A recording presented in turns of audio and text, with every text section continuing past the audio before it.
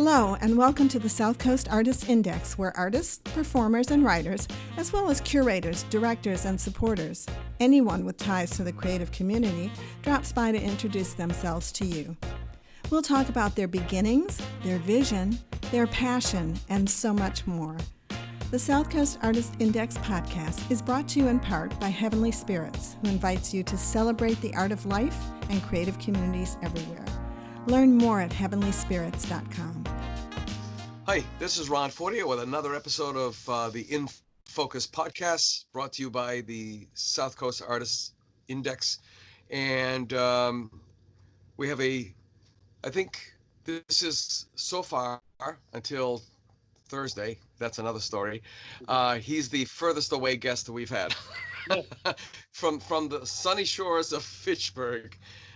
Please introduce yourself. I always like to do that shtick. You've heard the podcast. Yeah. I don't know if I'm going to get any paid, or you already know what I'm getting at. So. Yeah. Okay. So I'm Tim McDonald, and I'm a painter, and I teach painting and drawing classes at Framingham State University. This semester I'm on sabbatical, and so I'm just a painter. So this is great. And actually, I probably am the furthest away because right now I'm in Wilmington, North Carolina. That's right. So, I forgot. So yeah, my wife and I have a little place down here, 600 square feet, and it was mainly got as a wintering and writing retreat. And now I'm looking at whatever 7 to 12 years retirement, probably down here. So I've been working on paintings since I've been down here. I have a little studio, not in the house, down like 3 blocks from the house. I subletted just like a space inside what ultimately is a warehouse. There's some screen printers next door, and some guys with a business on the other side of me. And so oddly, it's kind of nice, like not to have painters all around me and artists all around me, so I can just like work. And while conversations about the work are really interesting, it's nice to sort of work in this completely sort of like open space of not having art in my face all day long, except my own, you know? I could kind of understand that, especially being an instructor. Yeah. I back in graduate school at the University of Miami, I'm trying to compress this story. Somebody saw my work and said, "Oh my God, it looks just like Cy Twombly's." And dumb as I was, I thought, "Oh, it must be another freaking student. I'm not going to even go and look there. I don't want my head. I don't want that guy in my head." Yeah. Too late. Yeah, it's too late. He already oddly lived there, which is so kind of bizarre. But that's another story too. Yeah. Are you of the same mind, so to speak, that your brain just chews up what you see around you and then it spits it out again? I think so. I remember this quote from Romare Bearden where he talked about an artist being like a great fish with a wide open mouth, and you kind of swim around and just sort of like swallow everything, and you keep what you need and you discard what you don't. And so it possibly could be that, you know. I mean, I think we see so much, and I'm continually looking. I still look. I look online. But right now, it's like some of it I think has to do with teaching, because you always have to keep looking, you know. I think like when you're teaching, the stuff that you are teaching, the materials that you're working with, they affect what you do with your own work, you know. For a while I still teach collage and mixed media classes there, and I made a lot of work like that. Because I sort of like can't do it from memory, you know what I mean? Taught a lot of drawing, and so, you know, drawing plays a big part in my practice. But you know, I think that as far as like outside influence and stuff like that, I think it's just like now I tend to think of like affinities and affirmations and things like that, like things that I see that are either similar or ideas that are similar. You know, like right now, the people that are sort of in my mind right now are Thomas Noskowski and Terry Winters, you know, as painters.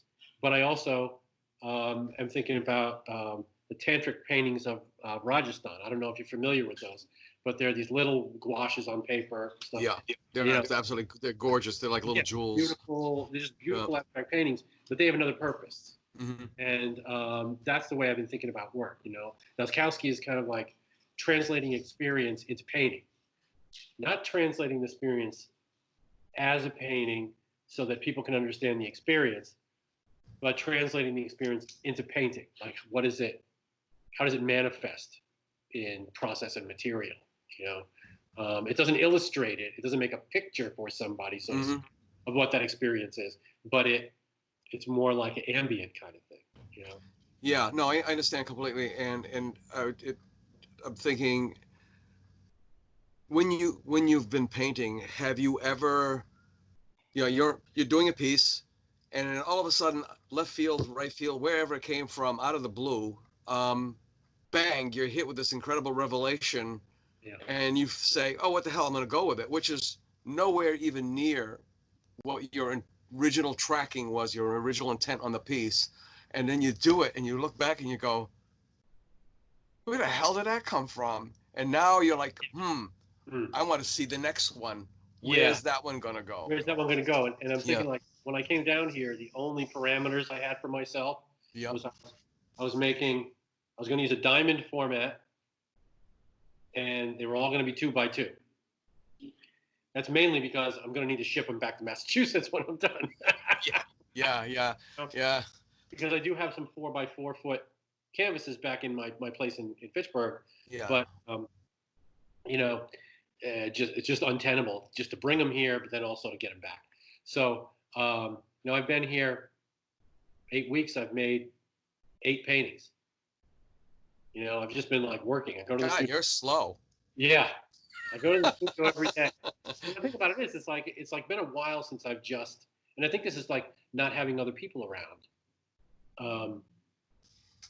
I've just focused on the problems of painting, and I'm not thinking about the stuff that is not penetrating. Is like stuff like about theory or about history or about anything like that.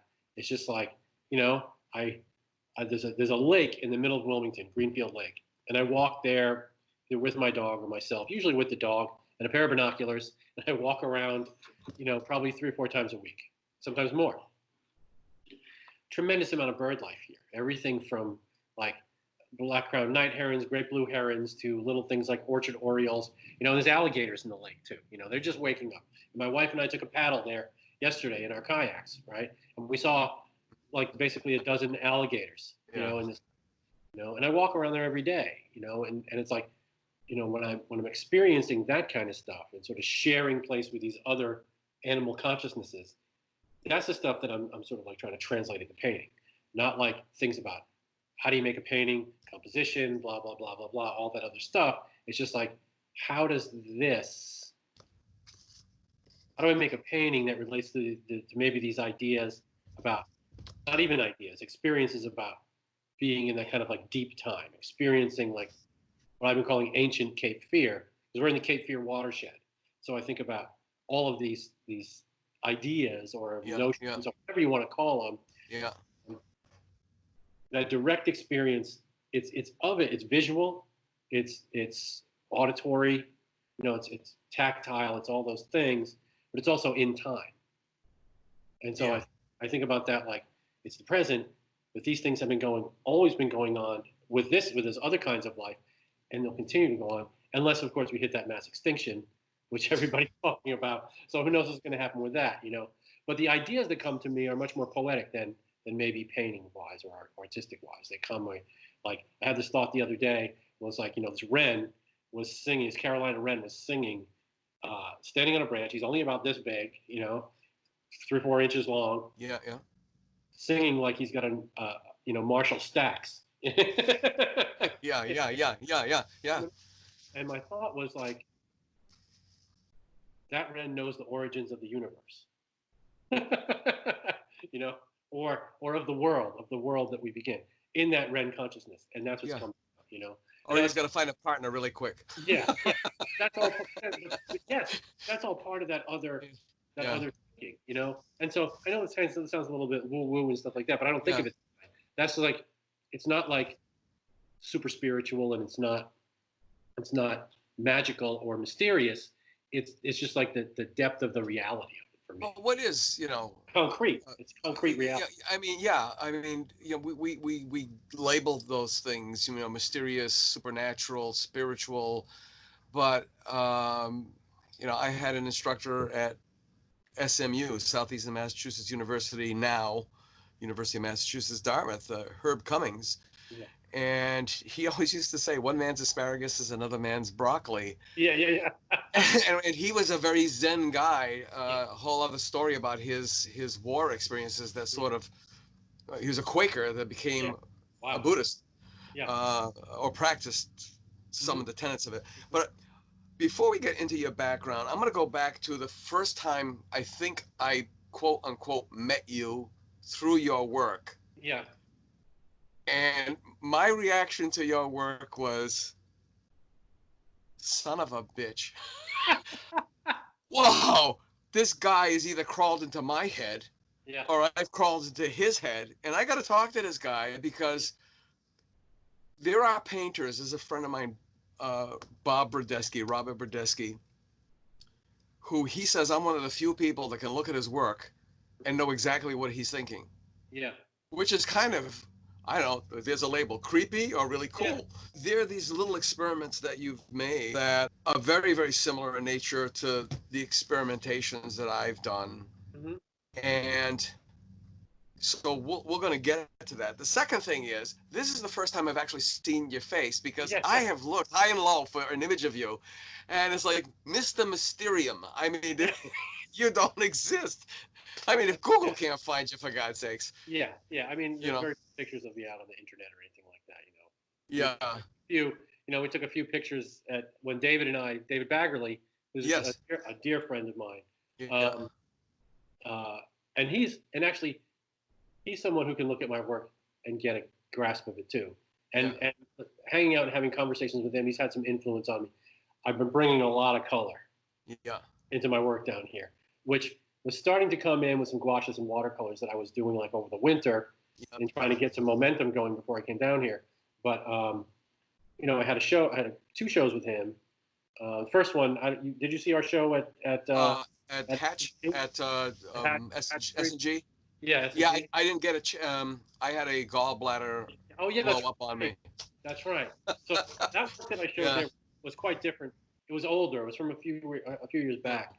Um, but I kind of forgot the question. Oh, but are we going back to like no images of me and first time you see my face? It's like Exactly. Yeah. I just put art up. Instagram's the same way. I put art up or art that I see or things from nature. Like the other day, Yeah. I was in Greenfield Lake and the frogs were making a tremendous racket. It was beautiful. It was like all different types of frogs just singing. Yeah. And so I just turned on the video and pointed it at the lake with the audio on, and then I just put it on Instagram. It's like Yeah. frog chorus morning. That's it. That's the Yeah. stuff that informs the work. It's not painting history. But Not just anyway. All that stuff always comes in.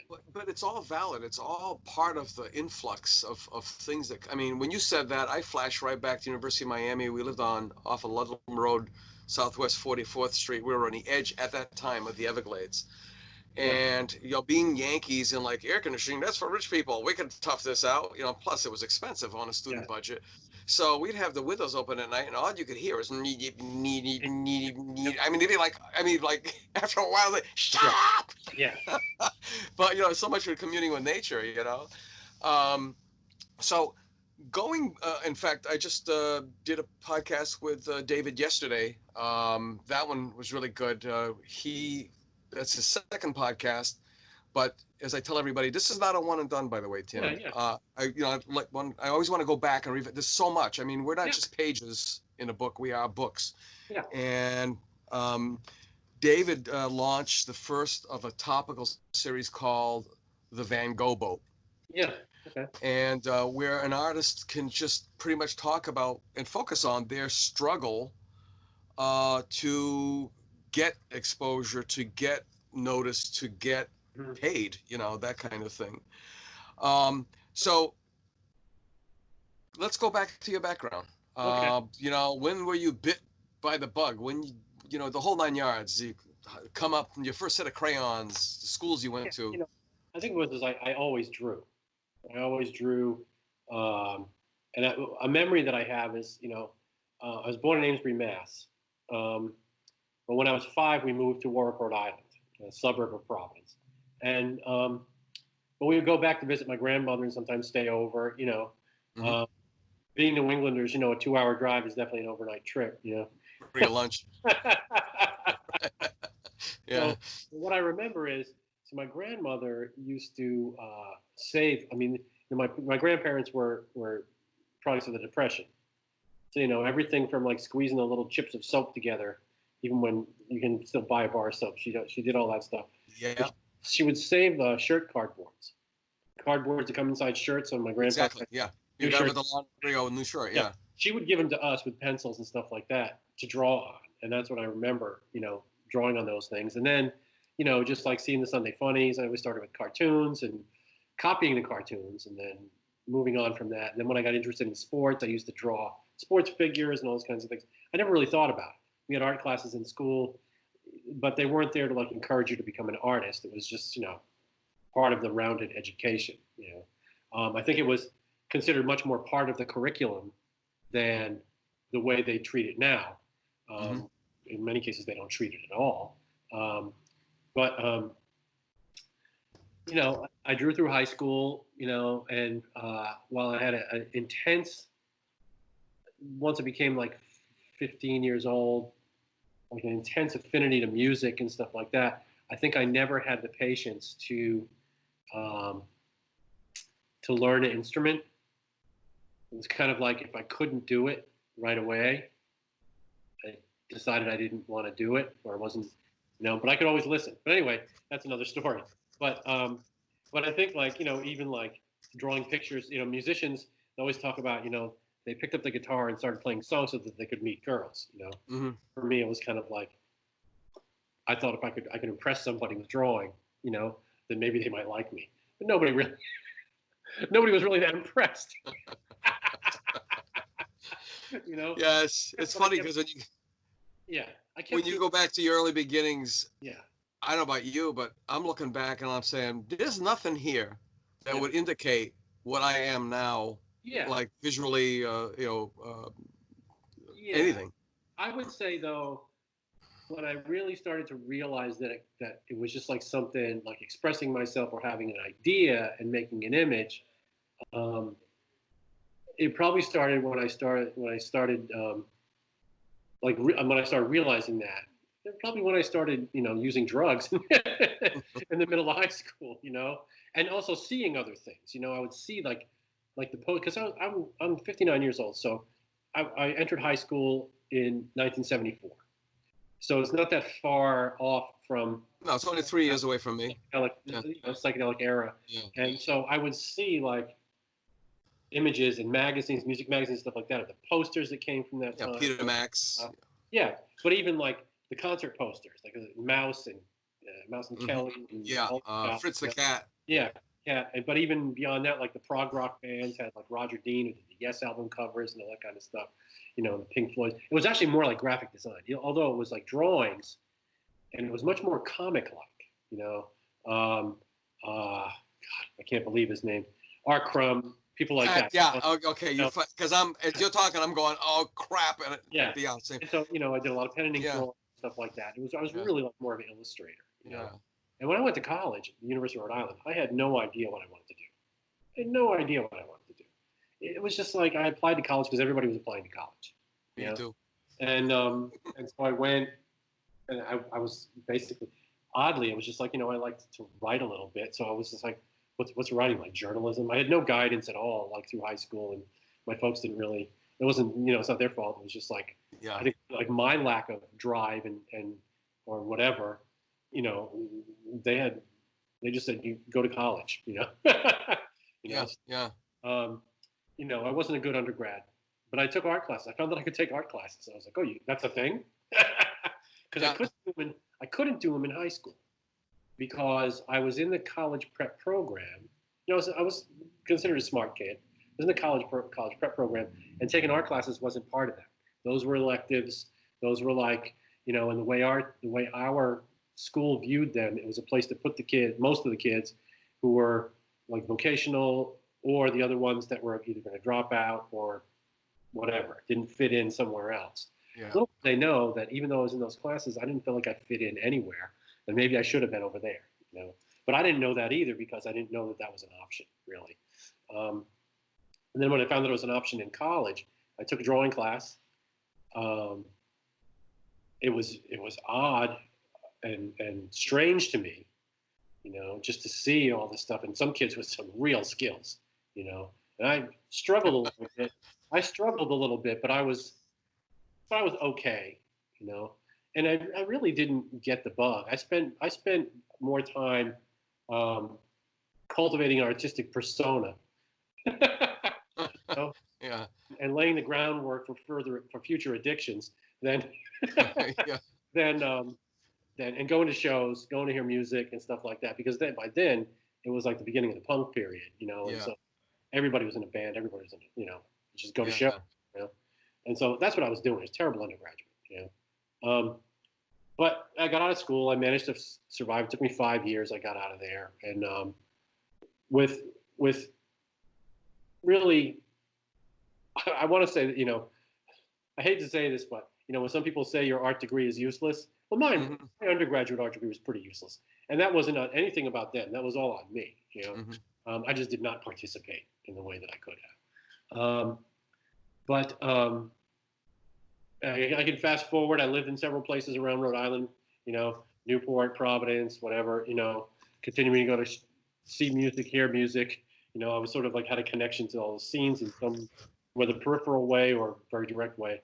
And probably with the Providence, I met David sometime in the 90s, and by then it was after I quit drinking that I started, I think, to really take art making seriously. I was still living in Providence. Wasn't thinking about graduate school or anything like that. I was just working a job, and You spent a lot of time at the Met, huh? spent some time at the Met, Lupo Heartbreak Hotel in the Met. Yeah.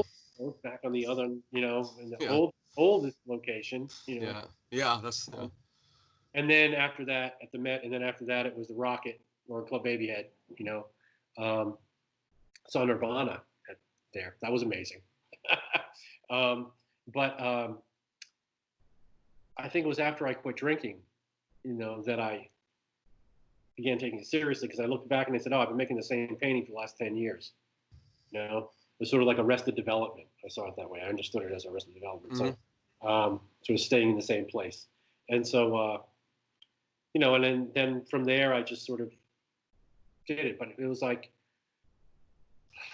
at a certain point, my wife and I moved to Tennessee. Mm-hmm. She got a teaching job, teaching English down there at a small liberal arts college, and I got a studio in the produce shed of a farm organization that we worked in down there, worked with down there. They did organic farming and stuff like that, and they had a room, and so I traded doing art classes on the farm for a space, but it was really pretty lonely. So I decided to go to graduate school. And so I would have somebody to talk to. There were some painters, but it was like. Yeah, now look at you now. You don't want to talk to anybody. Yeah, but it was like there were people there, but they were mostly Sunday painters. Yeah. So when I would try to talk about something, they didn't really know what I was getting at. So really lovely people, and they made nice work, but it wasn't the same. So I ended up going to East Tennessee State University and in Johnson City, and had a great experience. I loved graduate school, so much so that I didn't do it in 2 years. I did it in 3 years. I spaced it out. It took 3 years, and it was great. It was great. I just sort of stripped everything away that I had done before and started over, and had my second year. I don't want to call it a fallow period, but it was there's things like I started making these abstract paintings that were kind of about the landscape and stuff like that in my first year. My second year, there was a part of me that wanted to go back to doing representational work, which I had done before, and not that I didn't do it successfully, but I didn't really have a direction. I was just like trying all kinds of things. And then I discovered encaustic when I was there. I took a workshop in encaustic painting. And so I did that and tried not to be seduced by the surface and try to make actual things, Yeah. And ended up working on paper and incorporating a lot of drawing and stuff like that into it. And that was my thesis work. I don't even know if it's on my website. It might be. Mud and Ashes is what the final thesis project was. Mm-hmm. And while I was in graduate school, I went into the teaching market. I decided I taught as a graduate assistant, and I liked it. And I had a few interviews while I was still in my last year of graduate school. But because I was in my last year of graduate school, no one was going to hire me. Yeah. So what year was this, by the way? Next year, I had a whole bunch of interviews, and I ended up taking the job at Framingham. I got a bunch of offers too. I think it's because I was older. I was like, I'm coming out of graduate school at 45, not 25. Okay. Yeah. So my life experience and stuff like that, I think, actually helped. So that's ultimately that background, and then we moved back up here when I got not here. It's not North Carolina, but to Massachusetts when I took the teaching job there. I've been there for 14 years. I love it. I have great colleagues. They're wonderful people. Great artists and wonderful people. Good teachers. Yeah. I've heard a lot of good things about Fitchburg, just in general, not the art program specifically, but. Oh no. I'm at Framingham State. Oh, Framingham State. I'm sorry. Yeah. All right. Yeah. Yeah. They don't. Fitchburg State does not have fine arts. They have graphic design. That's probably why I never heard anything about it then. They have graphic design. For Framingham, we have. I have great colleagues. But I feel bad for them right now because they're all trying to teach online. Oh yeah. It's messy. I was still at the bookstore where a CBPA faculty member walked in. I kind of recognized her. I didn't know what her discipline was, and she was just floating around like somebody who had no idea where they were going. She was just walking around, and I started talking to her, about the inevitability of what was going to happen, and she said, "Oh yeah, everybody's going to be teaching online. That's wonderful. Yeah. How do you do ceramics online?" That was my question. That was my question. Yeah. My professor, Carrie Straka at Framingham State. She's a great ceramicist, a great teacher. I knew that was going to be her struggle. It's just like, how do you do that? How do you do? I mean, of all the real like tactile processes, that's like hands in dirt. You can't do that. Oh yeah, but I think in the long run, it's going to make us all better as teachers. I mean, even though oddly enough, I spent a couple of decades teaching marketing and advertising in the College of Business. I'm the only MFA ever to do that at UMass. Not wanting. Well, it was a great opportunity. I was asked to teach because I spent all my career in advertising and marketing because I couldn't. You got to do what you got to do. And because of that, I felt like it was anathema, walking into the art building because oh, that's a guy in a tie. Don't talk to him. Yeah. But I think it's going to make us better teachers. I was just speaking with my daughter, my youngest daughter, and I'm doing this thing for the Dartmouth Cultural Center. And I said, I really need a hand to do this. And I'm the guy who's telling everybody how to do this, but now I've got to do this. Yeah. And I've done hybrid courses before, teaching marketing, but this is a little bit different. So I said, either I'm going to video you and you follow my instructions because I have a drawing technique. Some guy in Canada scooped me. Unfortunately, it was called anyone can draw, which I really believe that. And I've done it in college level when I was at CCRI, and I said, or you're going to video me while I'm talking about because it's about biodynamics and addressing the easel, blah blah blah blah. So, but there are a lot of people who are just either Luddites, cantankerous, frightened to death. Yeah. I I really think in the long run, we're all going to come out of this conceptually, maybe professionally, maybe a whole bunch of other things, way better than we came into this thing. It's quite possible. My thing is, I'm not necessarily. I mean, I'm not techie by any means, but I can figure it out. Hmm. But what the uncertainty of what will happen in the fall, Yeah. we'll go back or not, is like I can just see my plan, if all goes well, is I'll be here through the end of June, and then I'll head up there, back up there in July if it's safe, so to speak, right? Hmm. There's like over 3,000 deaths in Massachusetts, so Oh, yeah.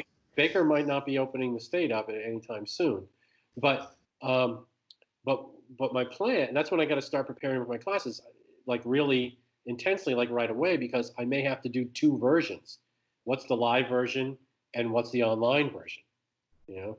Well, I've had those discussions all morning because, my paycheck is dependent on how many how many teachers I can convert Yeah. from face to face to online. And I'm telling them, and I know this to be true. I mean, you can start a Facebook group page.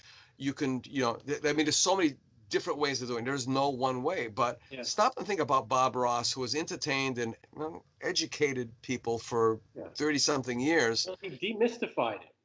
Yeah. You know? Now, if you could imagine chapterizing your course, and don't forget, Yeah. this is community learning, so you're probably going to have max 12 contact hours. Yeah. And then you interdisperse that with a Zoom meeting where now you've got your class in front of you, displayed in front of you, and say, okay, you got questions, hold up your drawing, so you can it actually can work that way. It can work on both planes. Yeah. Um, The thing, Blackboard has things too where you can, Blackboard collaborate and stuff like yeah, that. yeah. Oh, I've done Blackboard. I've done WebCT. I mean, I just got so when I was at Bristol Community College teaching art history, I just got so sick of it because I don't know why they kept changing the damn platforms. Yeah. But no sooner did I have a really killer website going, and I went for the trainings and I got all the certificates and I got gold stars for being so clever, and then they would change the damn platform. It's like, screw this. um, let me ask you, along your path in life, other than your grandmother in Amesbury, who were the people that influenced you, prodded you, guided you, inspired you? I mean, I'm lucky. I can name 4 instructors alone at undergraduate school and 1 instructor in high school. How about you? Um, when I was young, I think that I had like support from my folks, but at the same time, I wasn't like pursuing it. I didn't say I want to be an artist. Mm-hmm. Put it this way: they never discouraged me from drawing whenever I drew. So, so there was that. And high school, nobody except like some friends who would say, "Wow, that's trippy," you know. Yeah.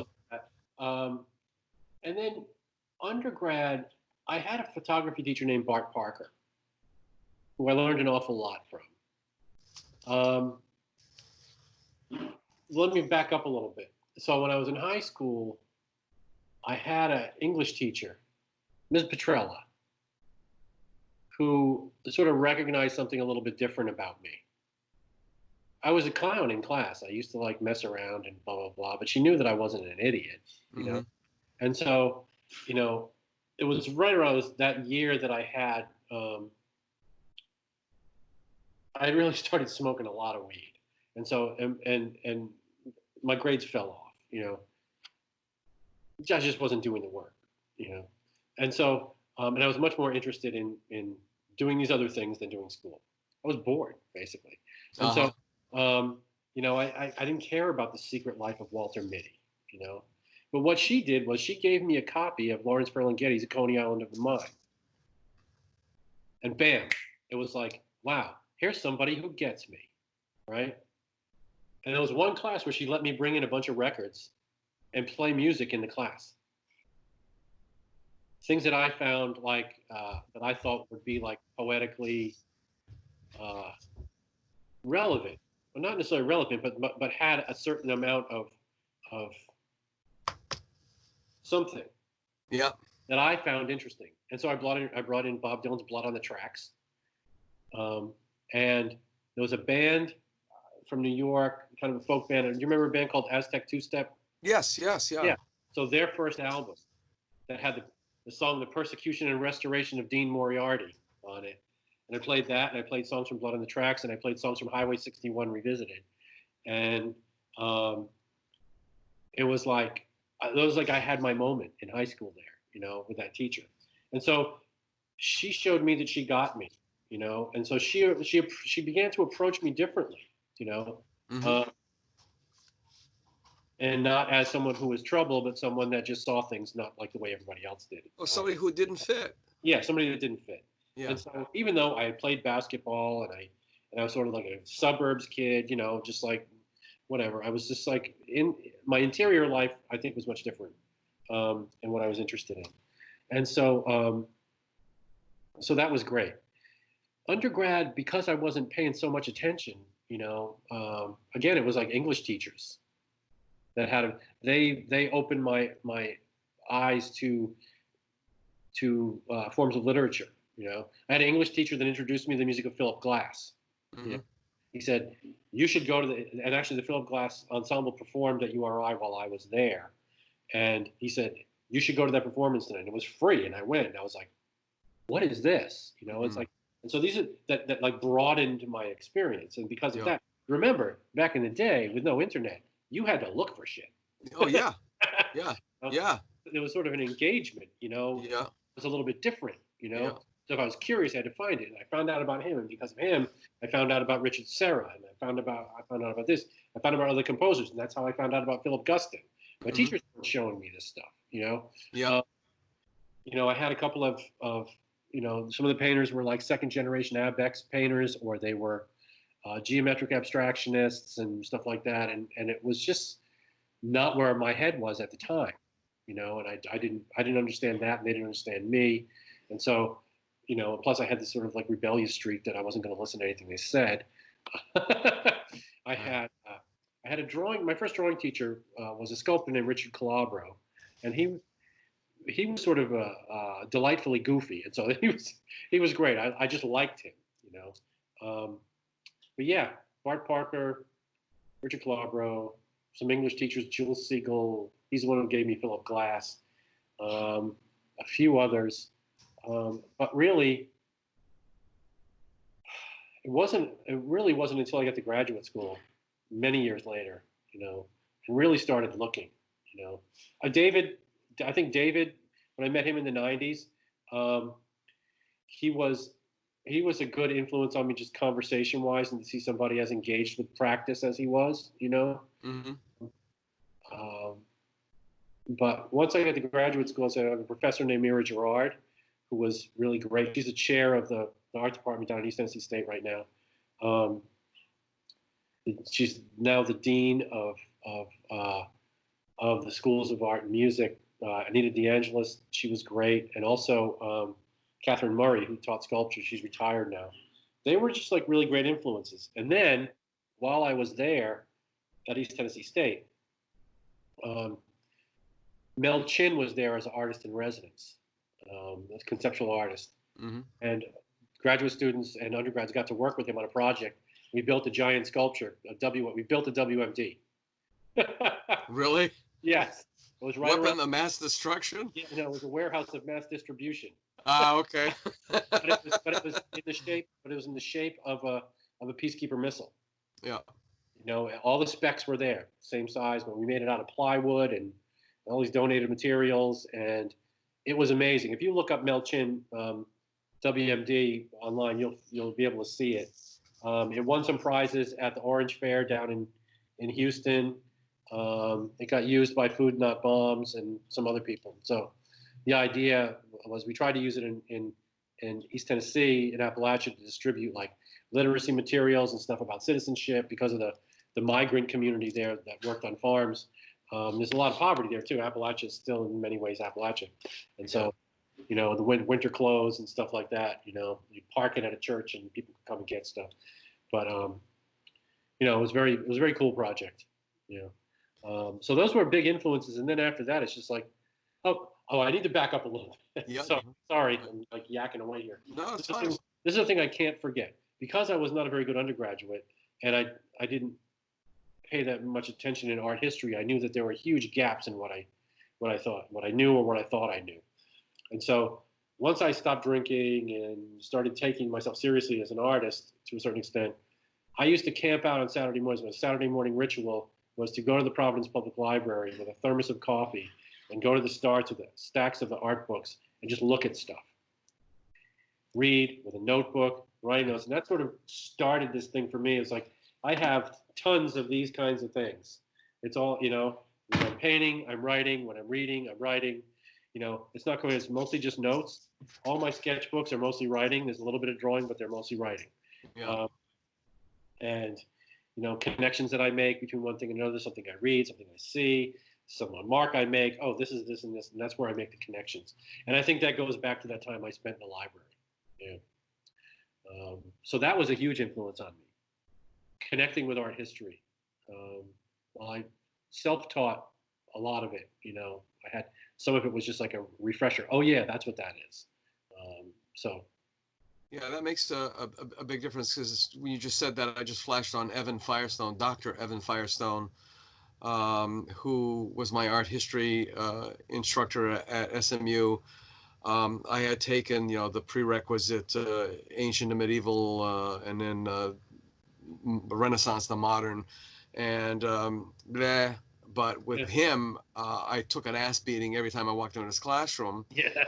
And it's, even though my grades were not good, Yeah. there was just something there between the two of us. I learned more about composition from this man than I did in studio classes. Yeah, it's the same thing with photography for me. Yeah. Yeah, and it wasn't that they were poor at it. It was just that that's all he focused on. And in fact, I caught up with him a couple of years ago. I was thinking about going for a PhD, and he said, he knew that I could do it.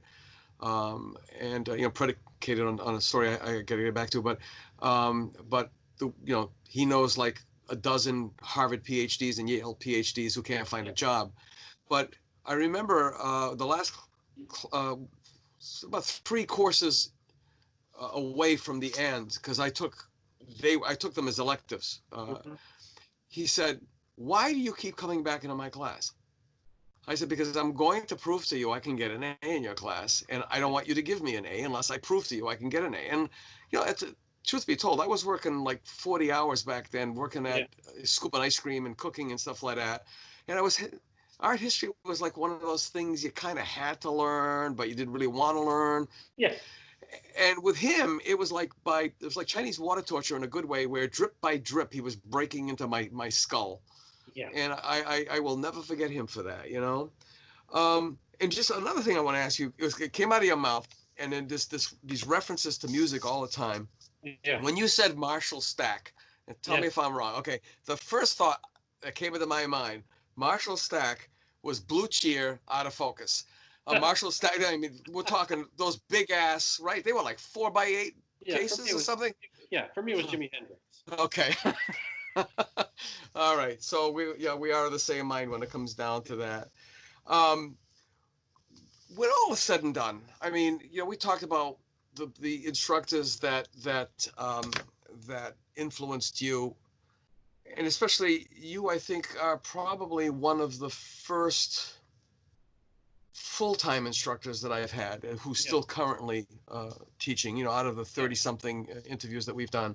2 questions. Number 1, do you feel you've made an impact on any one of their lives? Yeah. Or did you have a bunch of shitheads in class that were just like you when you were sitting in class? Oh, I have that too. Okay. If you understand them better than you understand the ones who, were always like the artiste in class, and they did the yearbook cover, and So, well, see, those are the ones that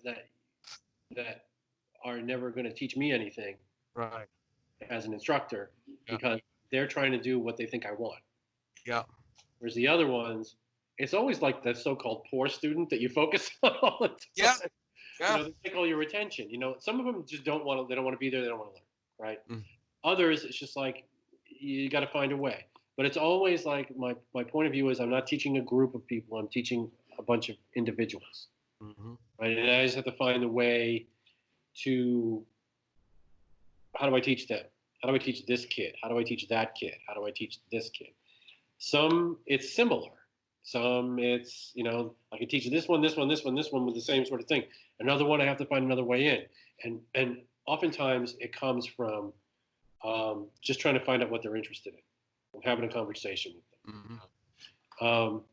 Any one that sticks out in particular that was a hard case, or you just had that thing from the very first day, and you sit back and you go, God, I can't believe this person is where they are, and it feels kind of cool, especially if they call you up and say, hey, if it wasn't for you, I'd be in a penitentiary. Yeah, no, No.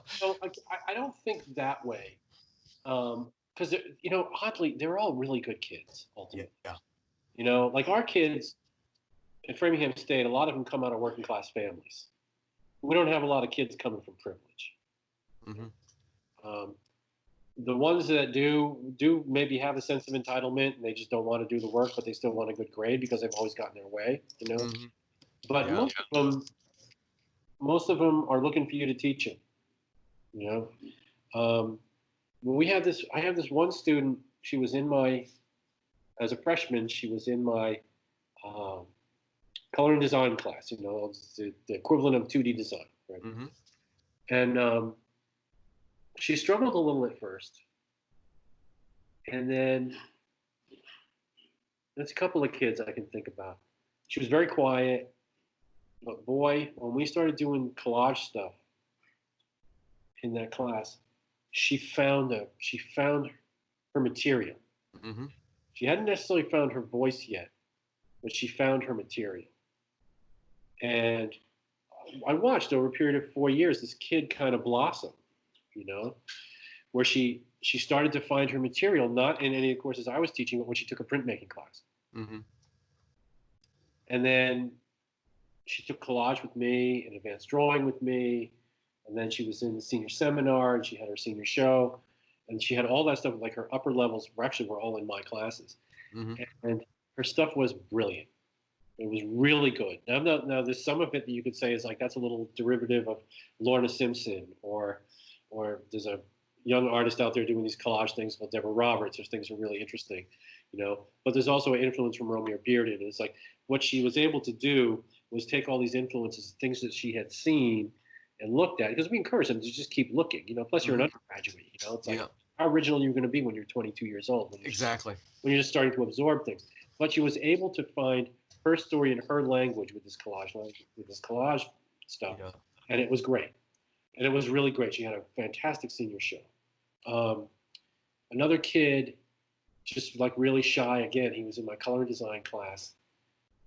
He only took a couple of classes with me. I don't know if he took the collage class with me, or I just had him in senior seminar. I had him in color and design. I didn't have him for several classes, but I followed him through his time there. And he is another kid who found his voice in printmaking. Very, like, super shy, hardly talked during critique. You could hardly, But then over time, by the time he got to be a senior, brilliant student, had a great show, was a printmaker. He's out of school now. The other one just graduated a couple of years ago. I have good kids. They come through, and they're it's a challenge. I mean, a lot of them are doing stuff that their families don't understand, and a lot of them are doing stuff that they have for the full, because their parents are not like my generation of parents, which it was like, you're going to get an art degree. What are you going to do with that? Some kids have that. Some kids, they have the full support of their families, which is great, Have you noticed a change in that? Have you noticed that a lot of parents have pretty much said, you know what, life is too short. Whatever makes them happy, as long as we can afford. Yeah, do what you love. Yeah. And there is I've seen a bunch of that, which is really great. And some of the kids struggle. They don't have family support just for reasons that are not like, what are you going to do with that? It's just a different dynamic. And the thing I think we always have to keep remembering is that, we don't know their lives. No. We know them at school.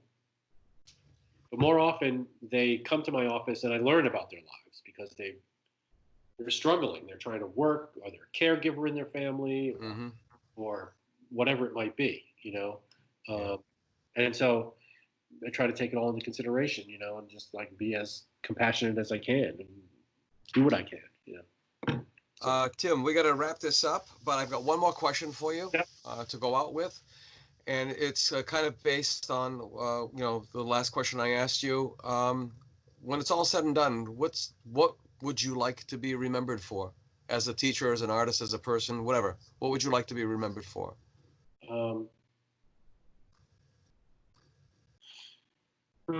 That's a really tough one. It's a Baba Wawa question. Yeah. Well, I think that, and this could change if we talk again. Yeah. Well, we will. We will. Yeah, because we didn't come, we sort of started talking about stuff I'd like to talk about a bunch of things with you. Yeah. Still want to go back and find out about like why you thought I was inside your head. So. Yeah. It's still the bizarreness of this mental connection that we have. I'm not making this up, I guess. So I would think that because this crosses over from being an artist, being an educator. Okay. I always tell my students to do their work. Just do the work. Do the work. As scary as it is, if it comes out awful, whatever's like, I'm struggling with a painting right now. The color is just crap, right? And I'm working. I'm just like, do the work. I do the work. I guess that's ultimately what it comes down to. You do the work. Yeah. You do what's necessary. I do the work. Yeah. It was reaffirmed for me in an interview recently. Wendell Berry, because you're familiar with Wendell Berry, the farmer and poet, and there's a conversation between Wendell Berry and Tim DeChristopher, who's a environmental activist who actually bid on a bunch of oil leases, basically illegal oil leases that the BLM put up during the Bush administration. He bid on them and he won the bids. He never intended to pay for them. He just got in there to stop the sale, and he did. He ended up going to prison for it. But there was a conversation between these two guys, and Wendell Berry started talking about the Shakers, and he said, the Shakers, they're apocalyptic religious group. Well, most in the Judeo-Christian, it's kind of apocalyptic, right? And he said, in their minds, the world could or will end tomorrow. Well, what do? They don't wring their hands. They go to work. Yeah. They make a chair. They clean the house. Yeah. They rehearse their songs. They do whatever it is they do, and they do it to the best that they can. Yeah. And so that was sort of like an affirmation for me to continue to do that stuff. It's like, the world may end tomorrow, but what did you do? I went to work. Yeah. No, and work is important. Yeah. Work is important. That's for sure. Tim, this has been wonderful. It checked off a lot of boxes in my head, questions. And yes, we definitely got to do another one, because I always say this is never a one and done. Too many. We didn't even get to Buddhism or jazz or anything like that. No. And poetry and that stuff. So yeah, right. And or how you even bumped into Dave Baggerly, yeah, which is another thing. Friend. What's that? A mutual friend. Okay, great. So I'm going to wrap this up. Until the next time, folks, I hope you've enjoyed this conversation with Tim McDonald. This is just the first of what I hope is going to be many. And until the next time, thanks for joining us at the Artist Index. See you later. We'll see you next week for another episode of the South Coast Artist Index podcast. The South Coast Artist Index podcast is brought to you in part by Heavenly Spirits, who invites you to celebrate the art of life and creative communities everywhere. Learn more at heavenlyspirits.com. To learn more about the South Coast Artist Index, visit theartistindex.com. Find us on Facebook, Instagram, and YouTube. Be the artist you believe you are, and let's take care of each other out there.